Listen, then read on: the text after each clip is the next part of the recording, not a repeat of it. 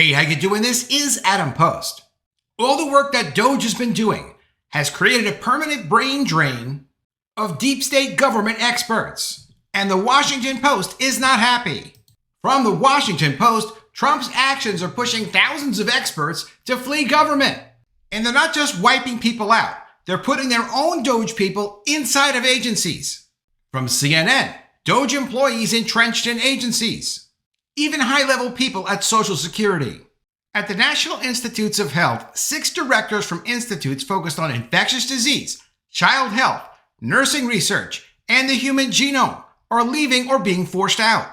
At the Federal Aviation Administration, nearly a dozen top leaders, including the Chief Air Traffic Officer, are retiring early. At the Treasury Department, where Elon Musk exposed to the world that they don't even track what payments are for. They just pay things without even checking the paperwork to see, is this a legitimate payment? Who would even think that's possible? Now, since DOGE has got to Treasury, they've created a new rule where you have to actually say what a payment is for. You can't just send a request for a payment. Can you imagine if people had access to our checking accounts and they could spend whatever they wanted to spend and no one would stop them and say, wait a minute, what are you spending this money for? Imagine that with trillions of taxpayer dollars, and it's been going on for years. At Treasury, more than 200 experienced managers and highly skilled technical experts who help run the government's financial systems chose to accept the Trump administration's resignation offer earlier this year, according to a staffer and documents obtained by Washington Post. And keep in mind there are departments that were told they are off limits on the deferred resignation offers. So you wouldn't be able to just resign and get payments for deferred resignation if your position was a mission-critical position. These are people in government that are actually not needed. They're not part of the solution, they're part of the problem. Across the federal government, a push for early retirement and voluntary separation is fueling a voluntary exodus of experienced, knowledgeable staffers unlike anything in living memory, according to interviews with 18 employees across 10 agencies and records reviewed by the Washington Post. Other leaders with decades of service are being dismissed as the administration eliminates full offices or divisions at one time. The first resignation officer, sent in January 2025, saw 75,000 workers across government agree to quit and keep drawing pay through September, according to the administration. But a second round rolling out agency by agency through the spring is seeing a sustained swelling uptick that will dwarf the first, potentially climbing into the hundreds of thousands of employees, according to records. In addition to the resignation offers, they're also not hiring a lot of new people except where they absolutely need them. There's a typical 6% attrition rate across the entire government in 1 year's time. So in not hiring on new people and offering these resignations, they are really drastically shrinking the size of the government. According to employees and the records, it suggests that there are disproportionately older, more senior and experienced employees who are heading for the exits, in part because they fear being fired or having their positions reclassified as political at-will jobs under a new Trump program, according to federal workers. Others are simply leaving because they're tired of the chaos, mismanagement, and poor treatment they say they faced under the new administration. Jeff Grant, a senior official at the Centers for Medicare and Medicaid Services, left federal service after 42 years in February because he saw the writing on the wall, he said in an interview, as he watched the new administration prepare to fire civil servants. Now he's noticing many talented colleagues follow in his footsteps, he said, including senior CMS staffers who ran core components of the agency's strategy and operations. CMS administers more than $1 trillion a year in health service, covering over 130 million Americans. Quote, we're losing some really smart people and really senior people, according to Grant. Those are the people that can easily get jobs outside the government. They will disappear and they may never come back. Maybe they'll come back under a different administration, but it's a huge loss for the government. That's a loss we're willing to pay for.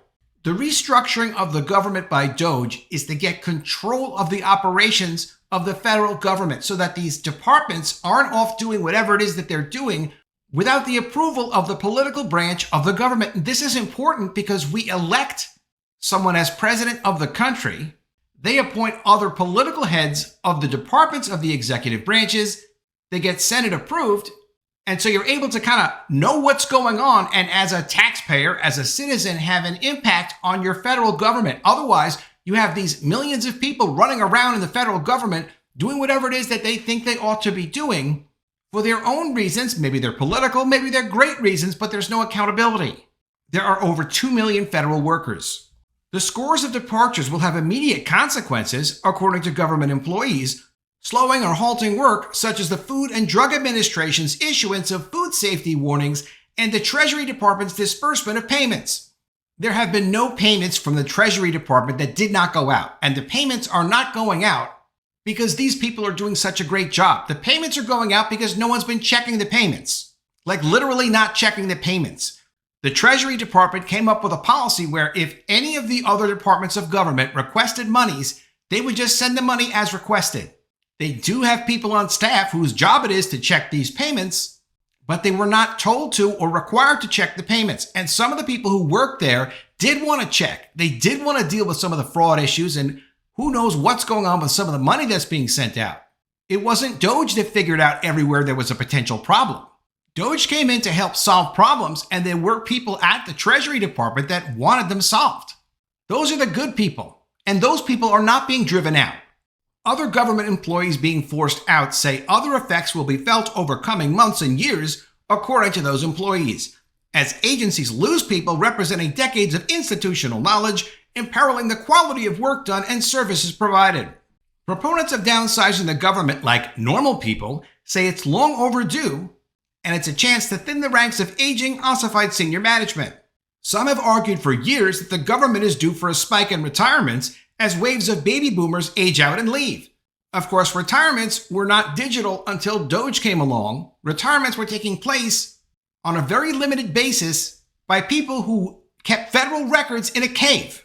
All of that has been overhauled by DOGE, although apparently some of that work was already in the works of getting done, but it never got done, and it was completed and done efficiently by DOGE.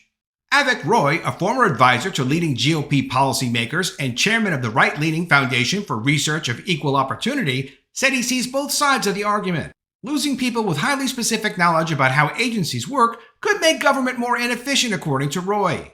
And that would be counter to the stated goal of billionaire Elon Musk's U.S. DOGE Service, or Department of Government Efficiency, which has been spearheading efforts to reduce spending and staff. The federal government is more complex than Twitter, where Musk slashed the staff after buying the company in 2022, Roy said. Federal employees with years of specialized experience may not be as easily replaced as software engineers. Let's also keep in mind, though, that Elon Musk, when he took on Twitter, was also operating Tesla as well as SpaceX. And like there really is literally rocket science involved and high-level engineering going on at SpaceX as well as Tesla. He doesn't do all the work himself. He knows how to identify issues, identify problems and opportunities, and bring on amazing people to help get the work done.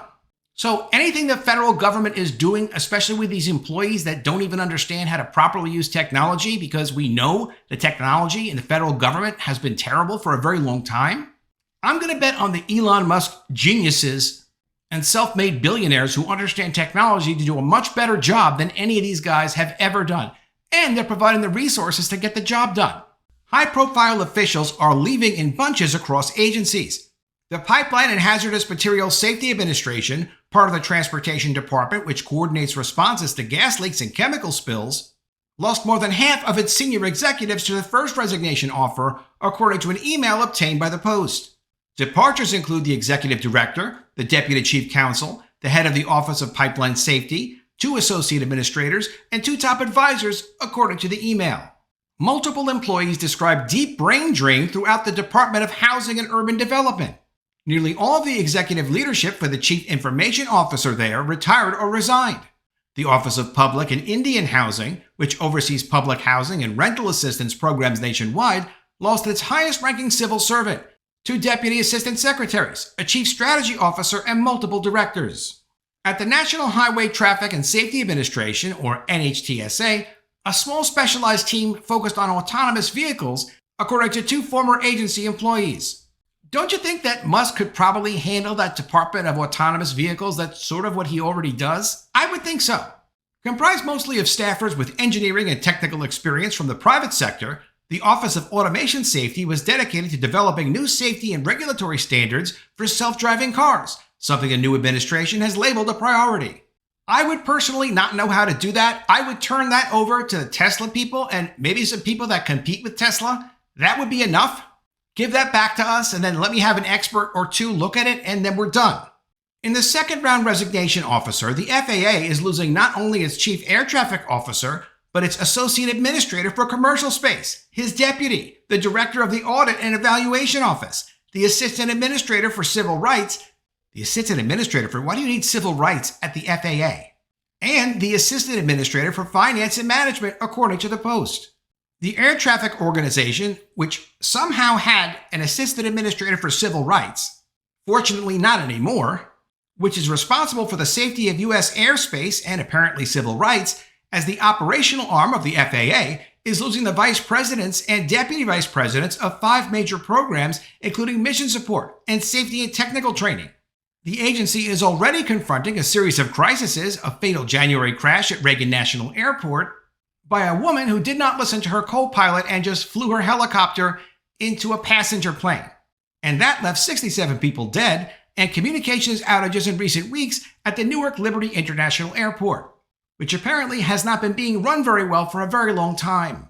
The Internal Revenue Service, meanwhile, has lost senior staff representing hundreds of years of government experience.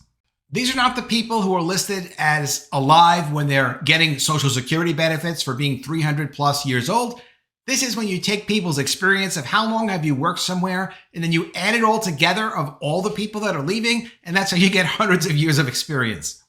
That never really made much sense to me. I'd kind of like to look at people individually, not like add up all the years they've worked somewhere together and make a judgment about the value of the experience. So if you worked in an industry for 25 years and you're well regarded, that's fine. But if you and a team of your people have worked somewhere, say 700 years combined, that doesn't really tell me very much about the ability and the competency of the team. But the Washington Post is still impressed. The IRS has gone through 4 commissioners since the start of the year, as well as 2 chief counsels.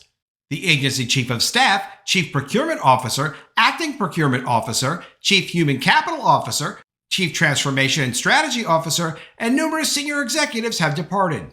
A Treasury spokeswoman said in a statement that the departures from the IRS will leave the agency with about the same level of staffing it had before Joe Biden expanded its ranks from 79,000 employees to 102,000 employees.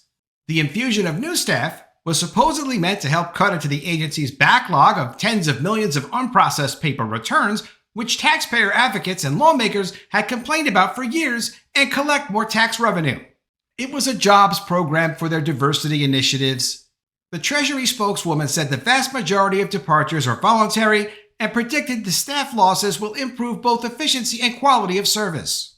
The FAA said in a statement that it has a large professional and resilient workforce with a deep reserve of experienced talent. HUD said the service to the American people will not be impacted, and that the department is looking at how recent resignations are shaping personnel. NHTSA said it's planning to grow its automation safety office, not shrink it. Quote, our teams are built to ensure efficiency initiatives will not compromise safety, according to the vehicle agency, who said this in a statement. Still, during a recent town hall, Transportation Secretary Sean Duffy acknowledged significant losses, according to a recording obtained by the Post. After an official said about 2,500 employees were taking the second resignation offer, Duffy added that the departures had not fallen evenly across the department. Quote, we're going to lose some knowledge, right? We're going to lose some expertise as we go through the process, Duffy said. Quote, hopefully you will all do the best you can, those who are staying, to try to get the best points from those who are leaving. Yes, there is a possibility that some of the people who are leaving the government actually were capable of doing their jobs. That was the nicest way that Sean Duffy could say that. The list of vacated jobs can be mind-numbing, federal workers said. It's hard for the public to understand what many government employees did or why they were crucial, especially if they do not number among the highest-ranking leaders with an easy-to-grasp title like director or administrator. Those exiting government employees said are the people who entered public service right after college and never left, who spent decades becoming experts in their small slices of America's sprawling federal bureaucracy, whose names were never known to more than a handful of colleagues, but who made the government run. These are the people that created the culture of the federal bureaucracy we're trying to change. We're trying to eliminate, essentially. We want professionalism. We want people who don't think they should be independent of the people who run the department. We want people that are efficient and effective, not people who came from college 40 years ago and then became part of a corrupt system. We want those people gone. And that's what's happening. Quote, "These are the people who know why things have been done a certain way for years and years and years," said an employee with the U.S. Patent and Trademark Office. Quote, "Not all of this is written down or able to find. With them gone, we won't know what the history is.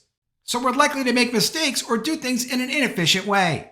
That's called institutional memory, and that's a legitimate thing. But if there are crucial activities that these people do, all of them ought to have been written down or they weren't being done properly. What do you mean? It's the federal government. You don't write down how operations take place? No, we don't. It's just not something we wanted to ever do, and we also wanted to be able to keep a bit of a mystery about what we do. A professional organization will write things down the same way that a treasury or a finance department doesn't just send checks out without being completely sure what the purpose of those checks actually are and that the purpose is legitimate and not some type of fraud.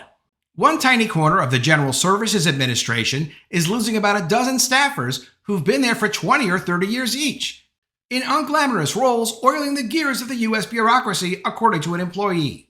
Their job titles include a sea of acronyms impenetrable to most people, such as COOP, for continuity of operations, but it all adds up to getting things done, according to the employee.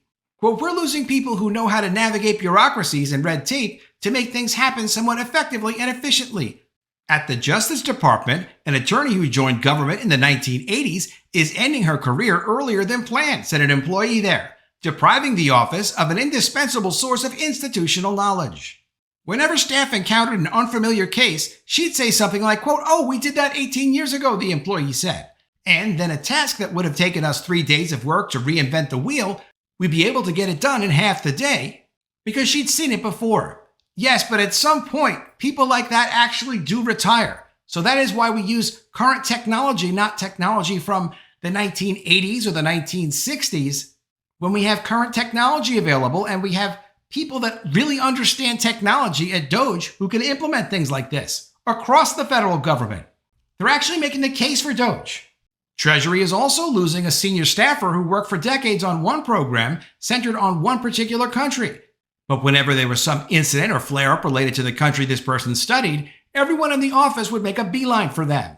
Quote, "We'd be all sitting there trying to figure this out, and this person would say, 'Oh, I remember in 2003, we had a similar problem. I'll find the records,' the employee said." Quote, "That's what we're losing. It will be the difference between reading through legal briefs from a trial and just being able to go straight to the judge. Or you could listen to DOGE and file all of your legal briefs into AI, and it'll tell you what you're looking for in about 4 or 5 seconds. It may take some time to load all the legal briefs into the AI, but once you've done that, it's all there, and then you can access it any way or any time you want to, like a search engine."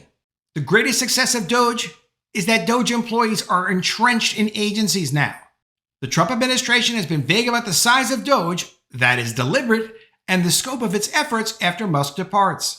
An administration official speaking on the condition of anonymity said that DOGE is everywhere.